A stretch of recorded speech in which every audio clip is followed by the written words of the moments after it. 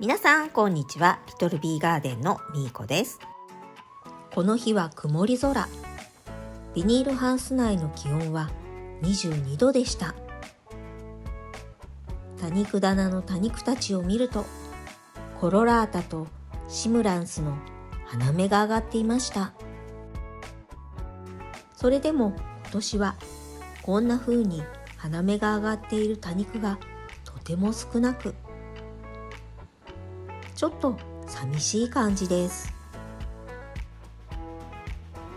そして反対側の多肉棚を見ても、あまり花芽が上がっていません。多肉棚の奥で長く花芽を伸ばしていたのはミモサ×コロラータです。ちなみにこれはベランダ多肉ですが、去年はこんなに花芽が上がっていました。多肉の花をカットして部屋に飾るのも春の楽しみの一つだったんですが、今年は本当に多肉の花芽が上がらない年でした。それともこれからぐんぐん花芽が上がってくるのかな？皆さんの多肉ちゃんはどうですか？そして今日は寄せ植えに入れてもとてもかわいいこのつぶつぶ多肉ちゃんたちをカットして増やしていこうと思います。そしてこのプロリベラを見てみると、お日様が当たっている方だけピンク色に紅葉していました。問題なのはこのパープルヘイズです。なんとバラの月影のポットに侵入してしっかり根を張っていました。最後にこのクリスタルです。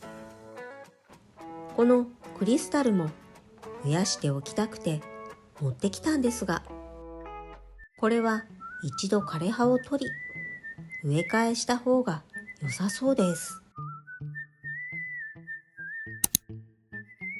はじめにこのリトルビューティーを植え替えようと思ったんですが、今回は植え替えるのをやめてカットと葉ざしで増やすことにしました。とりあえず飛び出ている先っちょをちょんとカットして土の上に置いていきます。このリトルビューティーは葉がとても取れやすく、少し触るだけでポロポロと葉が取れてしまいます。鉢をひっくり返すだけでも葉が何枚か落ちてきました。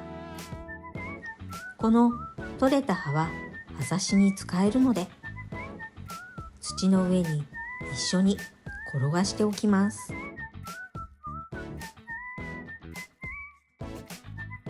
つぶつぶ多肉ちゃんはこんな感じで土の上に軽くポンポンと置いておくだけで簡単に増えてくれます。この親株も早めに植え替えが必要ですね。お次はこのパープルフェイズです。しっかりと根を張っているため、少々引っ張ってもびくともせず、結局ハサミでカットしました。どこまで根を生やしているのか抜いて見てみます。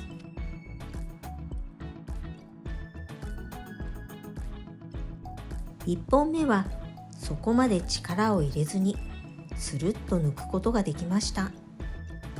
2本目もすぐに抜けるかと思いきや、これが意外と根張りがよく、思ってた以上に根が伸びていました。ついでにこのバラの月影も一旦抜いてみます。もう長い間植え替えしていなかったため、根が張っていて枯れ葉もたくさんついてました。ここで枯れ葉をきれいに取り、一旦リセットです。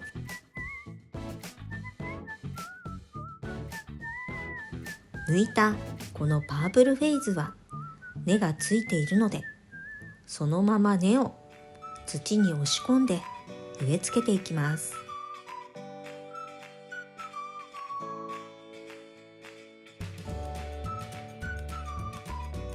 パープルヘイズの葉はとても小さく、こんなに小さい葉ですが、この小さな葉も葉ざしに使えるので、捨てないでポットに入れて葉ざしに使います。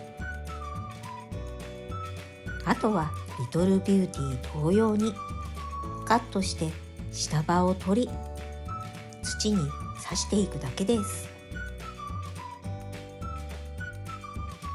カットして下葉を取っていると、このパープルヘイズには白くて細い根が生えていました。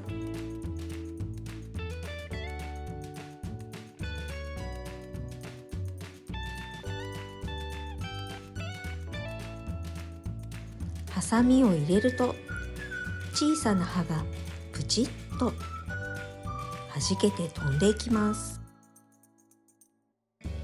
飛んだ小さな葉を拾っているとキリがありません。それでもついつい拾いたくなっちゃうんですよね。夏越しする前の6月のパープルフェイズです。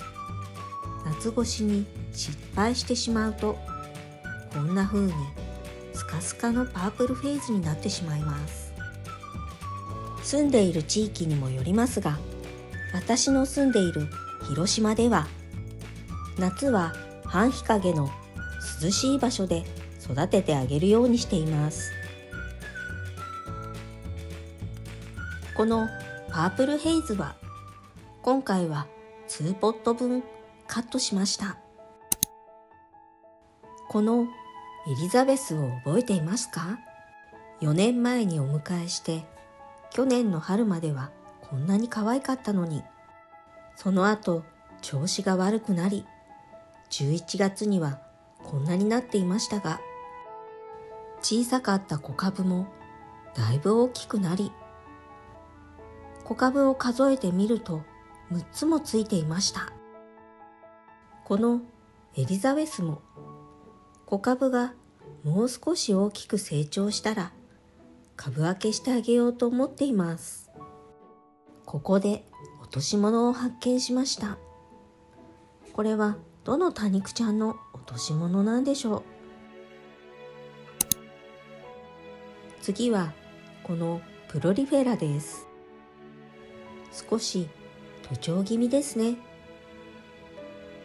茎を少し長めにカットして下葉を取り、土に挿していきます。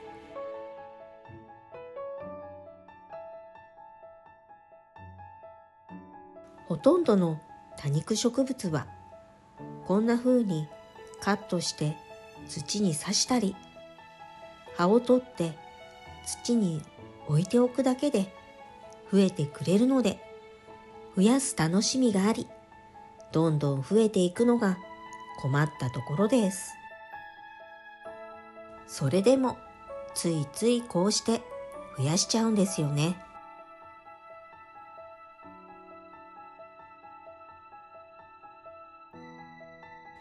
ポットに挿したプロリフェラの頭を軽く手のひらで押さえておきました。残りはカットして元の鉢に挿しておこうと思います。そのため根元に少し土を足しました。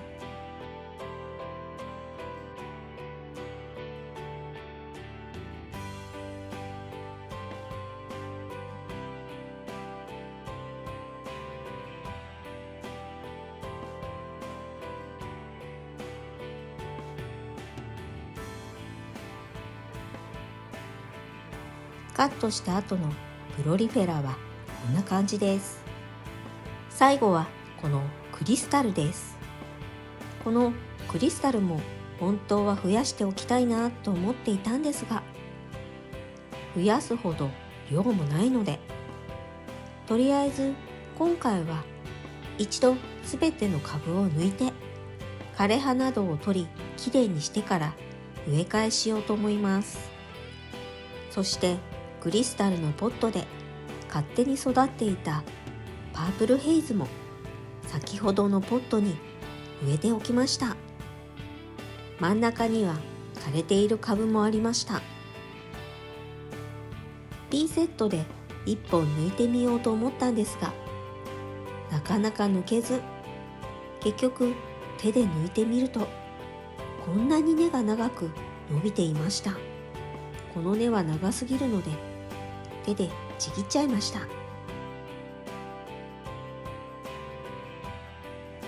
どのクリスタルの株元にもたくさん枯れ葉がついていて、この枯れ葉を落としてあげることでまた新しい新芽を出してくれそうですね。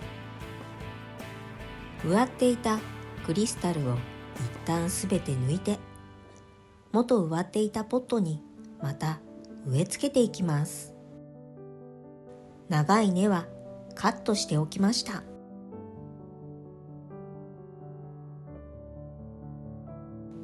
はい、ということで今日の動画はつぶつぶ多肉のパープルフェイズやほんのりピンク色のかわいいプロリフェラ、そしてこのクリスタルの植え替えをしていきました。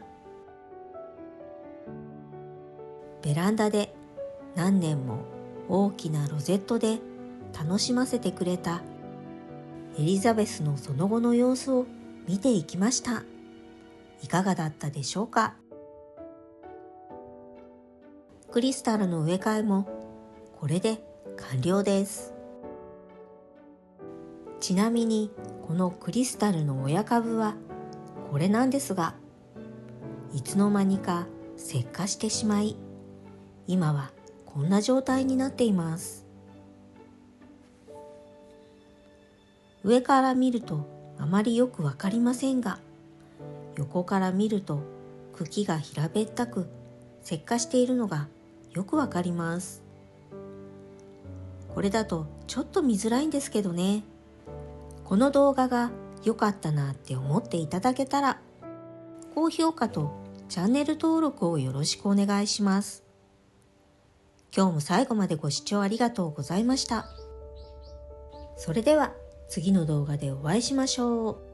またねー。